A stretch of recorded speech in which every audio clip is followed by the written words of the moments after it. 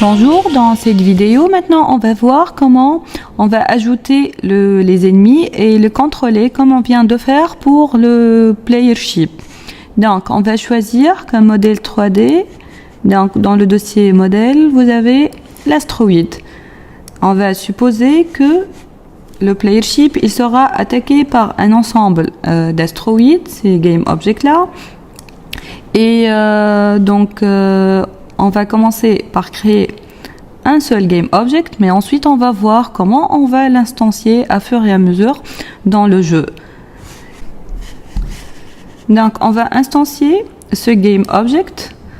Donc il va avoir chaque fois une position aléatoire et il aura comme comportement, donc il va faire une translation du bas vers le haut. Donc on va simuler un ensemble d'attaques pour le ship et le rôle du ship, c'est qu'il va éviter ces différents astroïdes. Donc dans le cas où il y a une collision entre l'astroïde et le ship, donc c'est le cas de game over où le ship il sera détruit et on va dans un cas d'un vrai jeu, donc que ce soit on va diminuer son score ou bien refaire le jeu ou bien rejouer. Donc on va créer un script pour contrôler, pour ajouter du comportement pour ce ship. Nous allons l'appeler Asteroid Control.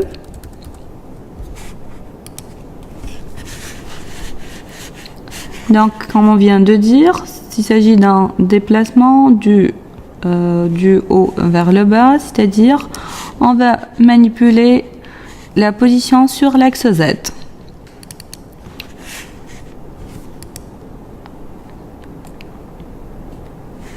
Donc là, on peut travailler dans la méthode update, vu que vous pouvez vérifier que notre game object, on n'a pas l'objet ou le composant rigid body. Donc ici, on peut travailler au niveau de la méthode update et non fixed update. D'accord? Donc au niveau de la méthode update, on va appeler le game object courant, ou bien vous pouvez directement aussi faire appel à la propriété transform de game object sur lequel on va appliquer le script et on appelle la fonction translate.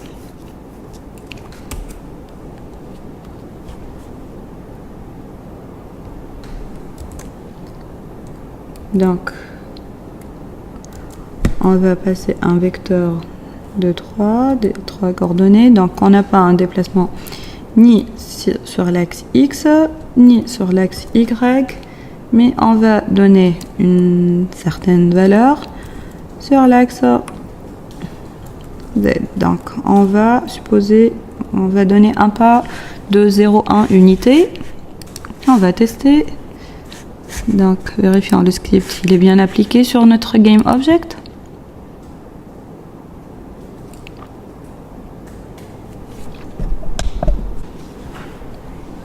Et là, vous voyez que l'axe que nous allons utiliser, il n'est pas correct. Donc, le déplacement, il est en train de se faire sur l'axe X. Même si là, on vérifie que on a donné une valeur sur l'axe Z. D'accord? Donc, ceci, c'est dû à la rotation appliquée sur notre game object. Vous voyez ici nous avons une valeur de 270, donc les axes sont inversés. Donc la solution, soit que vous allez appliquer une valeur de 0 sur l'axe et on va garder notre script, c'est-à-dire on va modifier la valeur sur l'axe Z, ou bien on garde cette rotation et là on va inverser, on va pas donner une valeur sur l'axe Z, mais plutôt sur l'axe Y. Oui, donc maintenant le déplacement il est correct. Maintenant, on va voir comment on va instancier dynamiquement les astéroïdes qui vont apparaître dans notre scène à fur et à mesure. Donc la première chose, c'est préciser donc la position d'où ces astéroïdes ils vont apparaître. Donc on va choisir un point au niveau, donc qui va en premier lieu, qui va pas être visible au niveau de l'interface. On n'a pas besoin vraiment d'un modèle 3D, donc pour cela je vais faire create empty, c'est-à-dire un modèle 3D vide. Donc comme vous voyez ici, il n'est pas du tout visible dans l'interface, mais c'est un game object, donc il va avoir les mêmes propriétés qu'un game object, mais il est vide.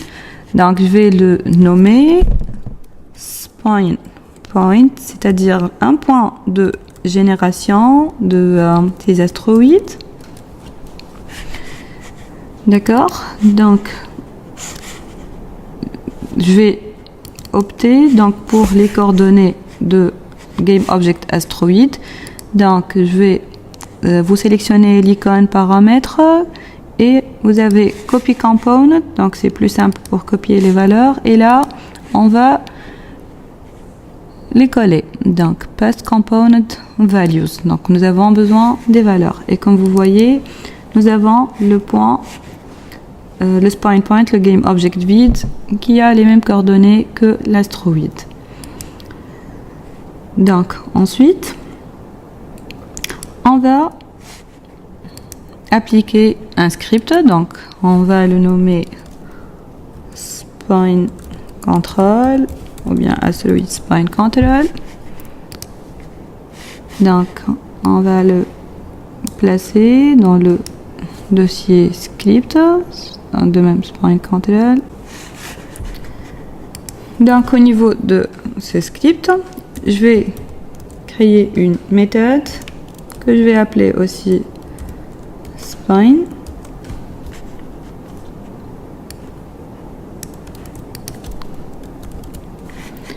Et là, donc pour faire l'instanciation d'un game object, donc on va faire appel à une méthode très utile qui s'appelle instantiate.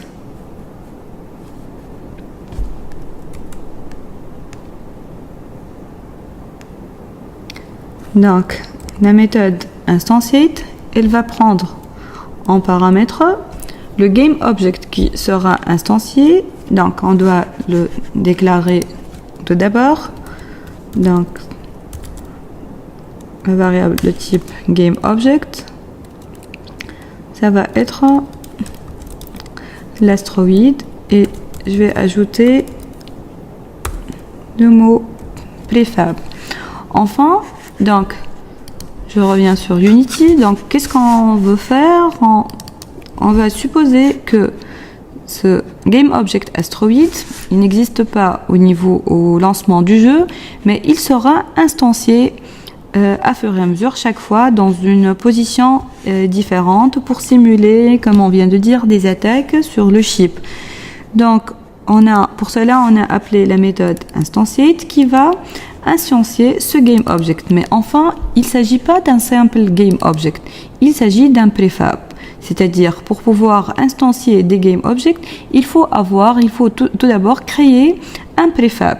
Donc, si on peut dire, c'est comme si la notion de classe et objet au niveau de la programmation orientée objet, donc on va créer le préfab qui sera ensuite instancié sous forme de GameObject. Et c'est très simple, pour créer un préfab, il suffit de glisser le GameObject qui est là astéroïde. Donc on va le glisser physiquement dans le projet, et vous allez vérifier, vous pouvez vérifier ensuite. Donc même ici l'icône elle est différente, donc je vais passer à 7, et là vous voyez que notre GameObject a l'extension préfab, donc il est bien un préfab. Donc comme on vient de faire, il suffit de glisser ou bien placer le GameObject physiquement dans le projet et ça devient un préfab. Donc je vais désactiver l'astroïde comme étant un game object vu qu'on va utiliser ce préfab là. Donc, et le préfab, comme vous pouvez le remarquer, c'est une copie de GameObject. Donc, il va contenir l'ensemble de composants qui ont été ajoutés sur le GameObject. Entre autres, le script qui va contrôler le mouvement de l'astroïde. D'accord, on revient sur le MonoDevelop de Unity. On va compléter la méthode instantiate. Donc là, on va passer le premier objet qui est l'astroïde préfab. Ensuite, nous avons aussi besoin de préciser deux autres informations qui sont la position, c'est-à-dire on va donner le vecteur de 3 pour préciser le point de spawn ou bien le point de la génération des astroïdes. Et la dernière ou bien le troisième valeur, c'est un objet de type quaternium rotation. Enfin, donc il s'agit de la rotation qu'on va appliquer ensuite sur ce GameObject une fois il a été instancié.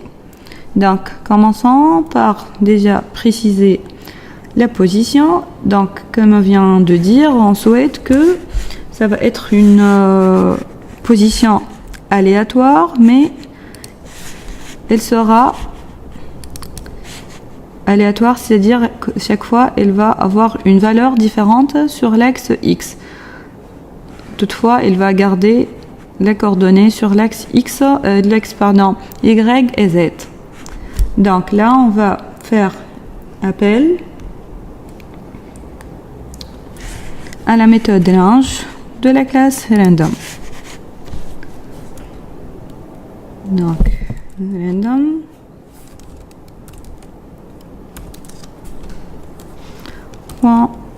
La méthode range.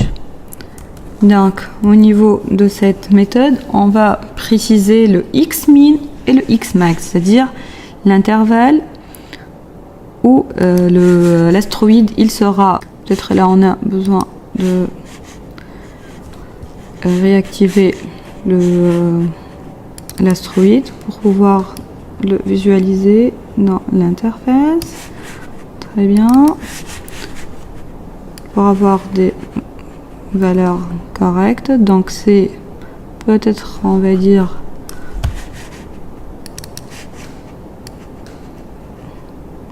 donc c'est 3.7. On vient, si vous vous rappelez, d'utiliser ces valeurs là pour déterminer aussi le déplacement sur xmin, xmax du chip, et là c'est moins 2.4. Donc c'est moins 2.4 F, et là c'est 3.6 F.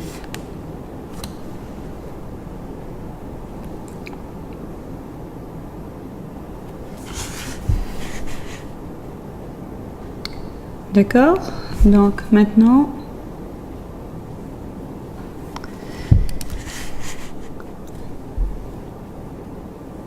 donc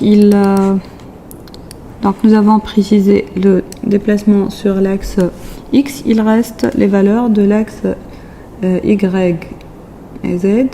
Donc pour faciliter les choses, je vais déclarer ici une variable, un vecteur de 3 que je vais nommer spline pose,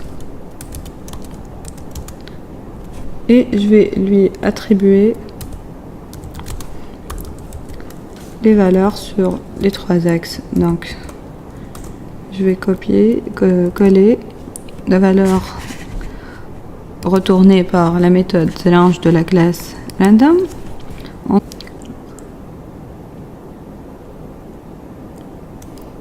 Donc on va faire appel au GameObject8.transform.sa position sur l'axe Y Et de même, Y plutôt, de même pour l'axe Z. Donc, on va terminer ensuite la méthode prefab. Donc, après avoir passé le GameObject en question qui sera instancié, donc là, on va, le deuxième paramètre, c'est le point point pose. Et finalement, donc le troisième valeur, comme on vient de dire, c'est la rotation. Donc, et on veut bien garder la rotation de le GameObject courant. Donc, il suffit de faire. Donc, on va récupérer la valeur de rotation du préfab, c'est-à-dire donc astroïde préfab point, donc point rotation, et pour vérifier que la valeur retournée par cette méthode est de type quaternien. Donc on revient sur Unity, et là donc n'oubliez pas qu'il y a un paramètre ou bien cette variable qu'il faut affecter par l'interface. Donc pour le faire, n'oubliez pas d'ajouter le mot-clé public.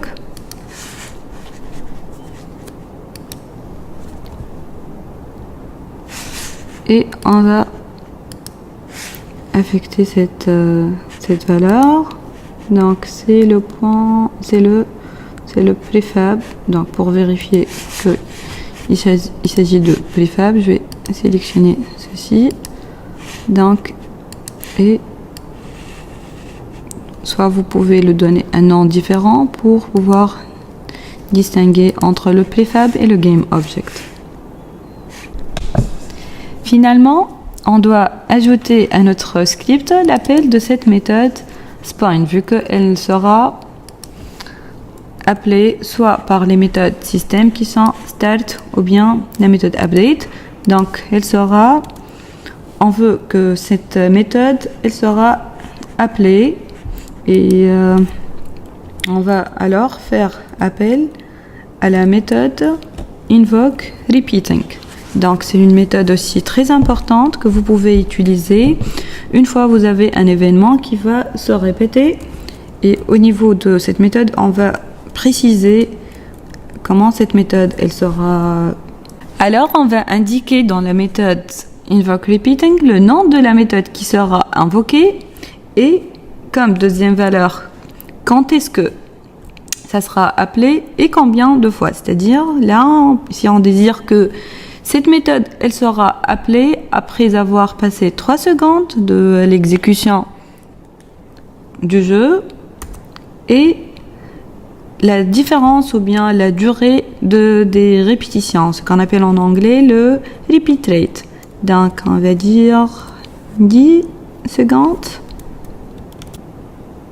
Donc on va exécuter notre script et voir comment l'instanciation. Donc on attend 3 secondes comme on a indiqué. Ensuite, oh vous voyez, donc Unity là il risque de se planter vu que il y a une erreur. Donc l'erreur ici que nous avons fait appel à la méthode invoke repeating qui va appeler la méthode point chaque 10 secondes. Ceci se fait dans la méthode update, c'est-à-dire à chaque frame. Donc d'où la génération des astéroïdes avec un nombre énorme. Donc là, on ne doit pas travailler au niveau de la méthode update, mais plutôt de la méthode start. Vu que il y a une double répétition, si on peut dire, la méthode update elle sera appelée à chaque frame et la méthode invoke repeating chaque 10 secondes. Donc on va plutôt travailler au niveau de la méthode start. Alors on teste de nouveau pour voir maintenant comment le script va se comporter. Donc nous avons déjà la première génération de l'astéroïde après les 10 secondes. Ensuite après 2 secondes, donc on va générer d'autres astéroïdes.